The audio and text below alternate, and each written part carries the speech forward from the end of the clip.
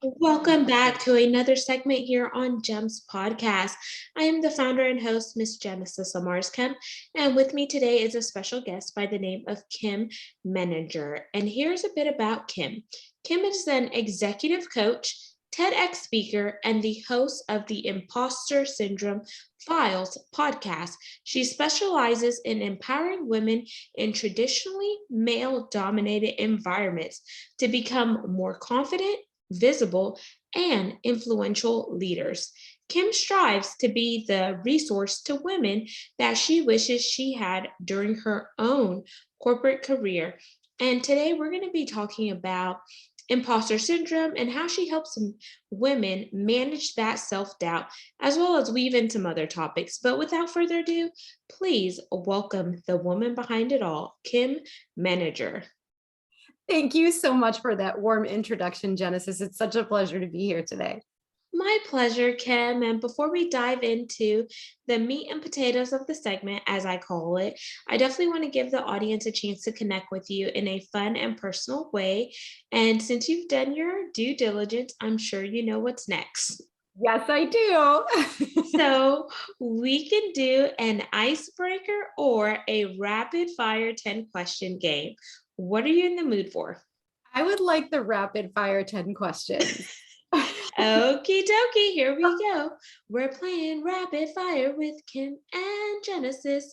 Do do do do do do. Question number 1. What is your favorite color? Yellow. Question 2. If you could go anywhere in the world and money was no option, where would you be headed? Paris. Question 3. What is your drink of choice? Coffee, tea, or something else? Diet Coke, something else. Question 4. If you could trade places with anyone, who would it be? Ooh, that's a tough one. I really admire Melinda Gates for her influence and ability to affect change on such a massive scale. So I'd love to see what it's like to be her for a while. Question 5. If you could have any superpower, what would it be? I think flying, because I hate to fly in real life. So it'd be great to be able to just fly where I want to go. Question 6. If you could change one significant moment in your life, what would it be? Ooh, that's a tough one because I feel like every moment has led me to where I am.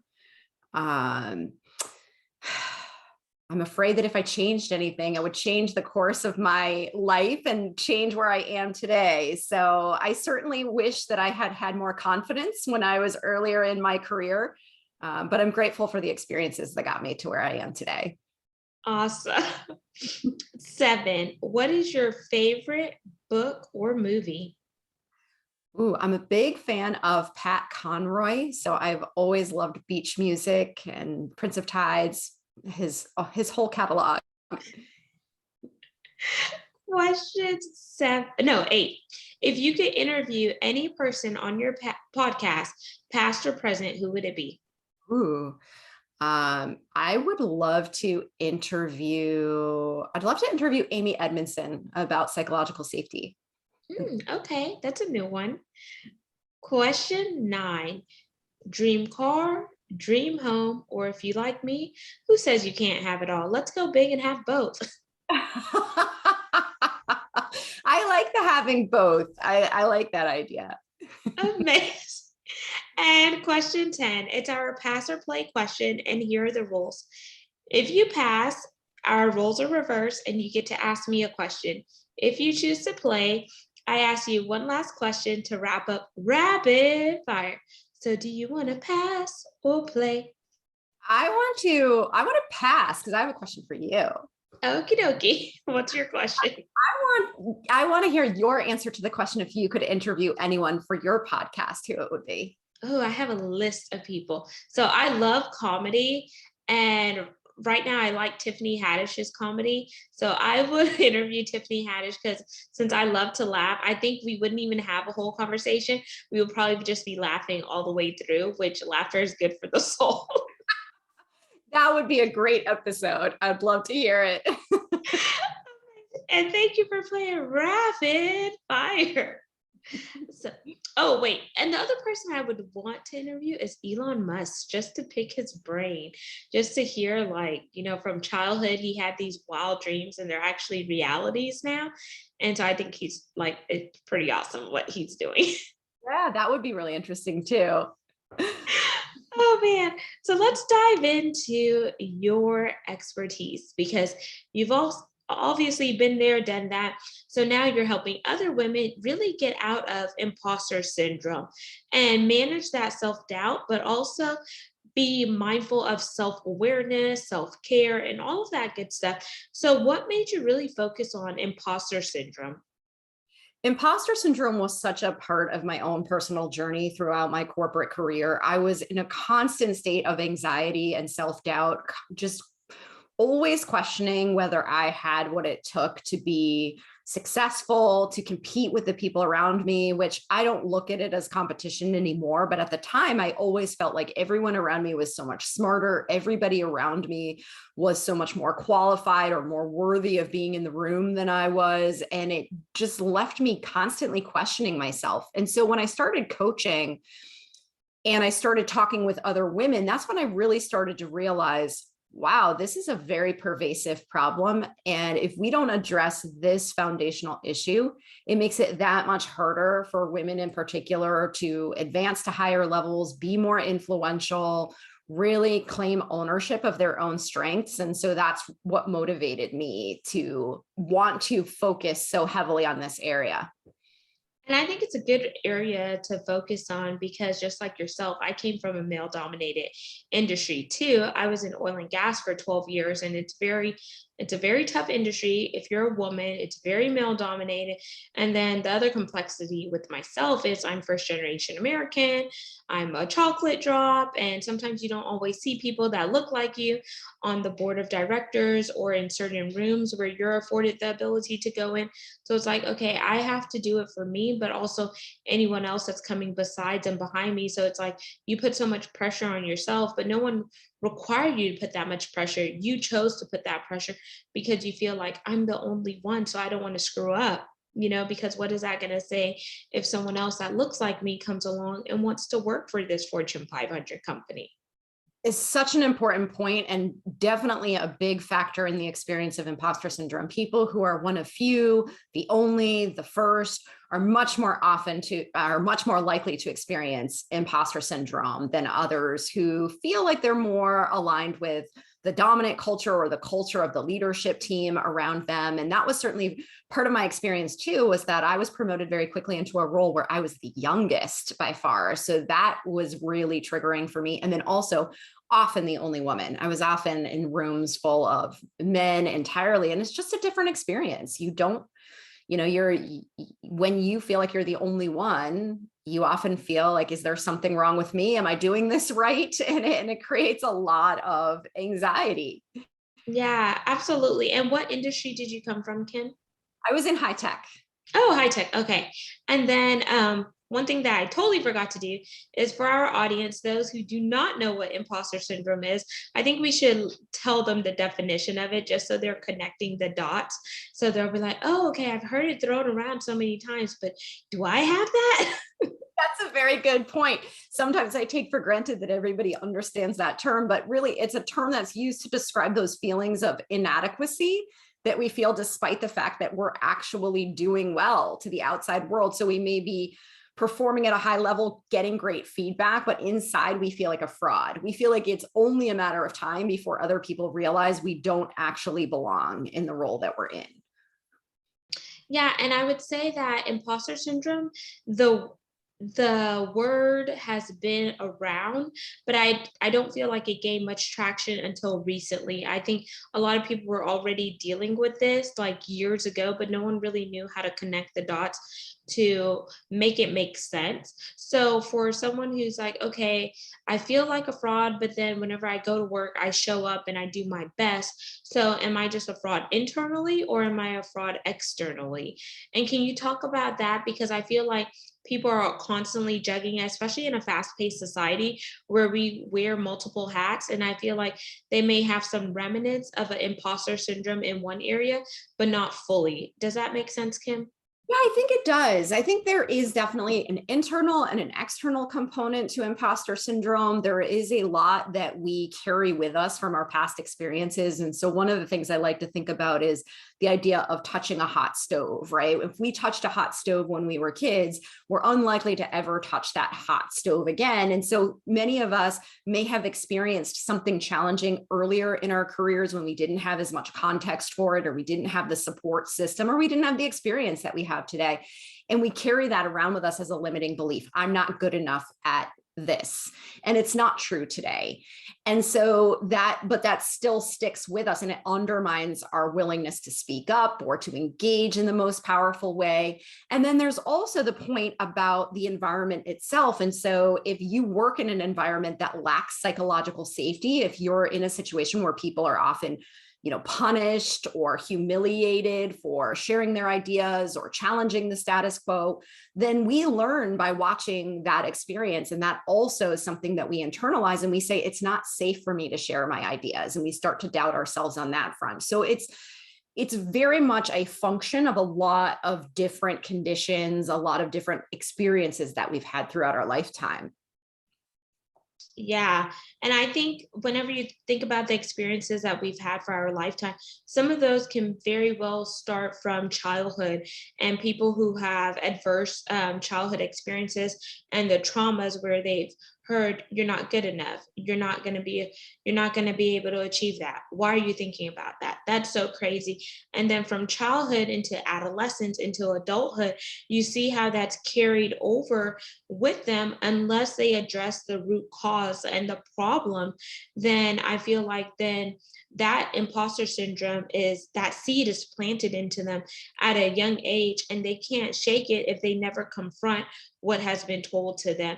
And they see, okay, this is not who I am, this is what someone else projected onto me, but this does not have to be my perception or reality. Yes, such a great point. And I think about this a lot too, because if we go back to the old cliche of hurt people, right? I think that's a really good way to characterize what we're talking about here. So when we're children and we get some kind of a message from our parents or other influential figures that we interpret as we're not enough, and we carry that with us, then we see the world through that lens, and then we interpret everything that we experience through that particular filter. And we don't actually take the time to re-examine it and ask ourselves if that's an appropriate interpretation of what was meant by some of the messages, because sometimes we're just so, psychologically immature. Our brains aren't sophisticated enough to take in those messages in a more nuanced way. Or maybe we had parents that were afraid. They were afraid on our behalf. They didn't want us to make the same mistakes that they did, or they were trying to live through us in some way. And that's about them. It's not about us. And we see this in the workplace as well. So many of us have worked in environments where we've worked for bad managers, and we take that on, and we don't stop to examine, is this about me? Or is this about someone else's insecurities? Is this about somebody else's baggage? And if we can try to remember to think in context about that, it can help us to keep in perspective our own role in the situation. Of course, there are things we can be doing better. Nobody's perfect, right? And there's space to think about whether there's an opportunity to do things differently. But a lot of the time, the feedback that you're getting or the interactions that you're having tell you far more about the other person than they tell you about you. That's a great point. So it's always important to reflect on the feedback that you receive and say, okay, is this really me? Does it really apply to me? And if it does apply to you, then build upon it. If it doesn't, thank the person that they cared enough and put it in your back pocket until you need it later on. But don't be so quick to rely on what everyone says, because what everyone says about you may or may not be true, and that's okay. We have to stop wearing our heart on our sleeves. And I feel like in order to overcome this dichotomy when it comes to imposter syndrome, it's like you really have to take time to really understand who you are and how you show up. What are your skills? what are your talents, how are you adding value, what solidifies you, and make sure that you are solely rooted and you're steadfast in knowing that you are who you were created to be. Give yourself space to grow, whether it's personally or professionally. And then also know that you rather have progression over perfection, because as long as you're making progress, you could always fine tune it later on down the line. And this journey is personal to you.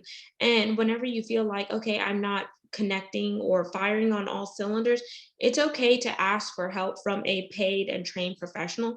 And it's not a sign of weakness, it's a sign of strength to show, okay, I want to be better. And in order for me to be better and personally and professionally develop, I need to link arms with someone who has been where I am and has surpassed it. I love everything that you just said there. And I want to echo some things because part of the imposter syndrome experience is that we are very heavily dependent on external validation. So we're always looking to other people for how we see ourselves. And so you bring up such an important point that one of the most effective strategies for combating imposter syndrome is to really understand who we are and who we want to be.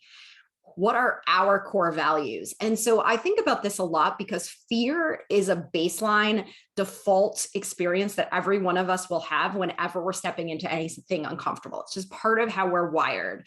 So we always have to find what's bigger than the fear in order to push through that and get to who we're meant to be and reach our full potential. And if you have a really clear understanding of what your core values are, I stand for this. This is how I want to be experienced. This is how I want to show up in the world. Then when you find yourself at a crossroads and you can ask yourself, do I follow the path of fear or do I follow the path of showing up in alignment with my core values? And so knowing that is step one. And I love what you're saying about getting external support, because a lot of times we either don't have a practice for this or we feel like we don't have time. And so it's really helpful to have someone who can guide you through the process of really thinking about some of these deeper questions that don't show up in our everyday busy lives. Yeah, absolutely. And I love that you added that to the mix, because you're definitely an expert in this and you've been doing it longer than I have. So, Kim, whenever you think about how you help women and really get a woman to see, okay, you are a you are a baddie, or some people say, oh, I'm that badass woman, or I'm that super woman, and then they start to come into their confidence, like they begin to walk it like they talk it. You see how they light up, you see their tonality in their voice, you see like maybe their outward appearance changes, like the way they take ownership of putting pride into what they wear so they could command the attention. And when they walk into that room, they're walking in there with their head held up high, they're having confidence, they're not second guessing themselves, they're not seeking validation or appeasement from other people who were never meant to be in their lane. And they're not like really arrogant, like how the men are arrogant, but they're just so true to themselves. What are some tips, tools, and resources to help get that woman to that next step? Or, like I tell people, for those track stars, let's jump over those hurdles and keep on going because the finish line is up ahead. I got that. So there's a couple things that I would start with. And number one, going back to what we were talking about, your core values, is I'm a big fan of observing first, because we have to understand what's happening before we can intervene and try to change anything. And so what I recommend is that for anybody who can relate to what we're talking about, start with watching yourself in action and really get clear on when you feel like an imposter in the workplace. What's happening in that moment? Is it limiting beliefs that you're thinking? Maybe you're telling yourself that, no, if this were a good idea, someone else would have shared it already. You're worrying that you're going to sound stupid, so you're holding back and you're sitting on the sidelines.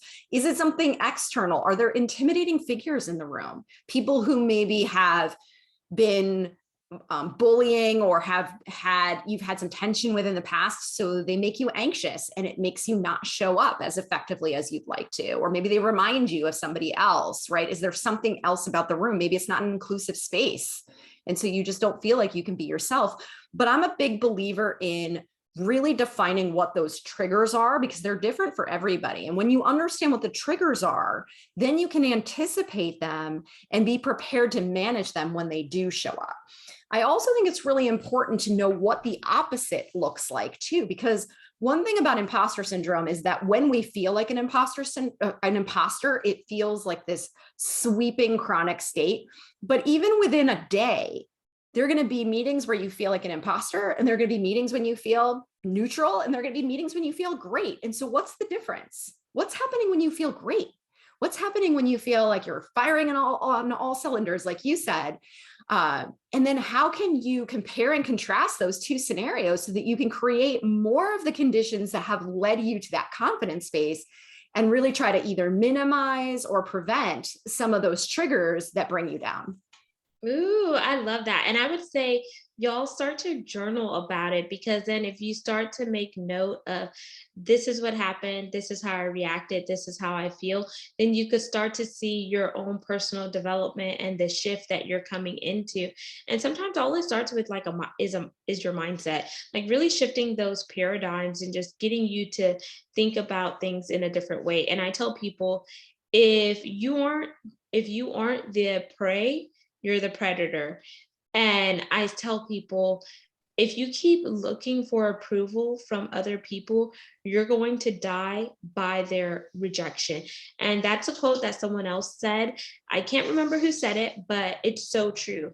And then the other thing that I want to say here is that each one of us was created different for a reason.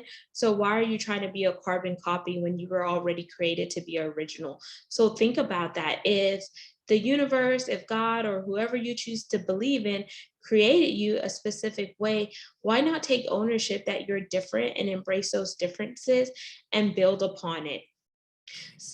I love it. So, Kim, I'm going to throw you an audible as we begin to wind down. Is there anything else that you want to say about imposter syndrome that I may not have asked you about? And if not, we will jump into the call to action. That's great. I just want to echo what you're saying about being your own self and not trying to conform, because I do believe that it's part of our hardwiring evolutionarily to want to fit in. And when we feel different, we sometimes feel like we're doing it wrong. But really, where our true value lies is in differentiating ourselves from other people. It's a scary thing to do, but it's a very powerful thing to do. And so when you find yourself starting to doubt yourself because you don't feel like everybody else, turn it around and ask yourself, how does this make me special? How is this actually an asset rather than, a deficiency in some way? Love it. And let's jump into the CTA, our call to action.